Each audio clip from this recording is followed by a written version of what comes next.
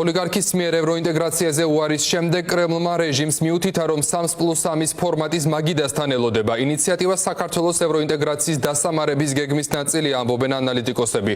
დღეს საქართველოს საგარეო საქმეთა სამინისტრო დუმს. სამაგიეროდ ლაპარაკობს ლავროვი და იმედიანადაა განწყობილი. საქართველოდან დასავლეთის სრულად განდევნის სპეცოპერაცია ახალ ეტაპზე გადავიდა. კრემლი უკვე აღარ მალავს, რომ ივანიშვილის რეჟიმთან ერთად საქართველოს 3+3-ის ფორმატში შესაძლებლად მუშაობს. ოცნების მიერ ევროინტეგრაციაზე უარის ფონზე. ოკუპანტი წინა წლებთან შედარებით გაცილებით იმედიანადაა, რომ მიზანს მიაღწევს. ჩვენი ქართველი მეზობლები ჯერ არ იკავებენ მათთვის განკუთვნილ სავარძელს, მაგრამ ყოველთვის ხელმისაწვდომი რჩება მათთვის ადგილი მაგიდასთან, რომელზეც ვაპირებთ რეგიონის პრობლემების განხილვას.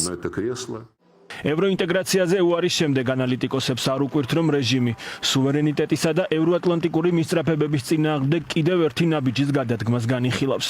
ექსპერტები განმარტავენ, რომ ფორმატი აგრესორი მეზობლის ხაფანგია, რომლის მიზანით საქართველოს მიმართ დასავლეთის მხარდაჭერის დაკარგვაა. შედეგად მოსკოვი სამხრეთ კავკასიაში უპრეცედენტოდ გაძლიერდება, რაც საქართველოს მტრის წინაშე ერთ-ერთზე და დაუცველს დატოვებს. რუსეთიდან და მათი აქაური, ასე ვთქვათ, ნამესტნიკების მხრიდან რამეს გამორიცხვა მე წარმოუდგენლად მიმაჩნია, მაგრამ ფიქრობ, რომ ის პროცესები, რომელიც ქვეყანაში მიმდინარეობს, უფრო მალე იქნება წარმატებისკენ და ახალი არჩევნების დანიშვნისკენ მიმართული, ვიდრე ჩვენი ქვეყანა აღმოჩნდება აი ამ ტერორისტების გაერთიანებაში. ამიტომ მე ძალიან, ასე ვთქვათ, ოპტიმისტურად ვარ განწყობილი იმისა მიმართ, რომ რა იქნება საქართველოს მომავალი და საქართველოს მომავალი არის დასავლურ ლიბერალურ ევროპულ, ასე ვთქვათ, ოჯახში. მიზანი რა არის ამ ფორმატში ჩვენი მონაწილეობის? ეს არის აბსოლუტურად ბუნდოვანი და თუ კი შევადარებთ ჩვენ ამოცანებს და რუსეთის ამოცანებს, ან თუნდაც შეგვიძლია სხვა ქვეყნები ავიღოთ, ვინც ამ ფორმატში არიან, ეს სასწორი გადახრილი არის. ჩვენ საკეთილდღეოდ აქ ბევრად ნაკლები რაღაც არის, ვიდრე რუსეთის, ასე ვთქვათ, საკეთილდღეოდ. არ შეიძლება 3+3 ფორმატში იყო და თან მაგალითად 2030 წელს შენ ელოდებოდე და გინდოდეს ევროკავშირში ინტეგრაცია. ეს არის ქვეყნის საგარეო პოლიტიკის აი სხვა რელსებზე გადაყვანა და ამის მაგალითი, სადაც ჩვენი საქართველოს ამოცანები, ასე ვთქვათ, არ შესრულდება და არ ემსახურება ჩვენ ბუნებრივ აი მიზნებს, რაც მათ შორის კონსტიტუციით ჯერ კიდევ გათვალისწინებული გულისხმობს 78 მუხ.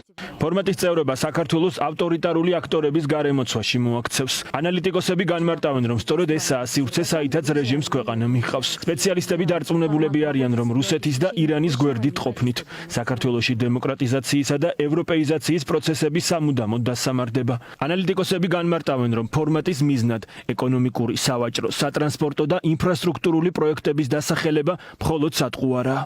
როდესაც მნიშვნელოვანი პროექტები არსებობს და არის შესაძლებლობა ჩართულობის საქართველოსი, ამასაც ცალკე ფორმატები არანაირად არ ჭირდება. ერთ-ერთი მთავარი მიზანი არის ის, რომ დასავლეთი ევროკავშირის და ამერიკაც გაიმიჯნოს სამხრეთ კავკასიიდან. სადაც რუსეთი არის, სადაც ირანია, ხო იქ საქართველოს აი ასეთ ფორმატებში რამდენად გაცვლია, ხო, თავისი ინტერესები რამდენად დაუცვია. ყოველთვის პრობლემატურ ქვეყნებთან განსაკუთრებით რუსეთთან ყოველთვის ჭირდება ხოლმე ძიმეწონოსანი პარტნიორების ჩართულობა, ხო, და აი ამ შემთხვევაში ამ ფორმატში დარჩებით ფაქტიურად პირისპირ ამ ქვეყნებთან. მათ იმის იმედი აქვს, რომ რუსეთი გამარჯვებული გამოვა ამ კონფლიქტიდან, რომელიც მას აქვს დასავლეთთან, ძალიან შემცდარან და ყველაზე დიდი პრობლემა მათი სწორედ ეს არის, რომ მათ მოახერხეს წაგებული მხარის არჩევა ამ კონფლიქტში. რუსეთი აქვს ოკუპირებული შენი ტერიტორიები, არა გაქვს არც დიპლომატიური ურთიერთობები, არც არაფერი, სანამ ოკუპაცია არ დასრულდება, რუსეთთან ნორმალური ურთიერთობები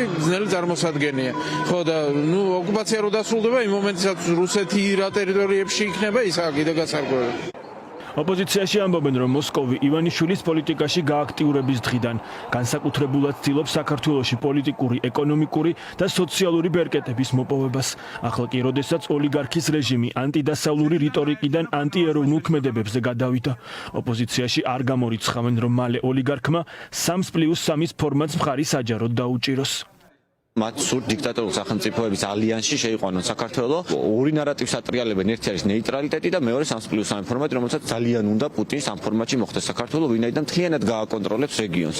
და რეგიონის გაკონტროლება არის ის ჩვენთვის კედელი დასავლეთსა და საქართველოს შორის. ჩვენს რეგიონში ახალი გეოპოლიტიკური მოცემულობა სურს რუსეთს, რომ შექმნას ზოგადად ქართული ოცნების ყველა შემდეგი დღე ხელისუფლებაში ეს არის საქართველოს დაყოფი, საქართველოს დანაწევრების, დეზინტეგრაციის, დესუვერენიზაციის შემდეგი დღე. ვინ გაუჩინა იმედი და მოლოდინი სერგეი ლავროვს ფორმულას კითხვების საგარეო საქმეთა სამინისტრომ უპასუხოდ დატოვა. ევროინტეგრაციაზე უარის ფონზე ეგრეთ წოდებული საგარეო საქმეთა მინისტრი აქტიურად ხვდება ფორმატის მონაწილე ქვეყნების ელჩებს. თვითაღიარებულ მინისტრს სხვა არჩევანი არც აქვს.